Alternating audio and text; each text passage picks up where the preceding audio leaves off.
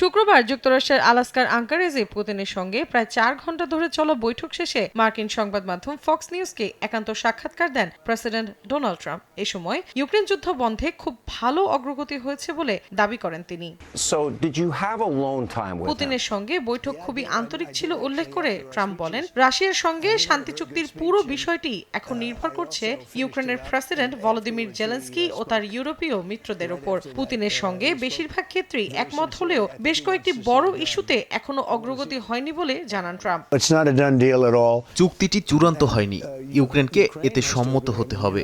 এটি একটি ভয়াবহ যুদ্ধ, তিনি অনেক কিছু হারাচ্ছেন আর উভয় পক্ষ এতে ক্ষতিগ্রস্ত হচ্ছে। আশা করি এটি সম্পন্ন হবে, আর সেটা হলে তাদের জন্য হবে এক বিশাল অর্জন। আলোচনায় হাজার হাজার যুদ্ধবন্দীর তালিকা উপস্থাপন করা হয়েছে, যারা ভবিষ্যৎ সমঝোতার অংশ হিসেবে মুক্তি পেতে পারেন বলেও জানান মার্কিন প্রেসিডেন্ট। মৌসুমী সাথী, সময় সংবাদ।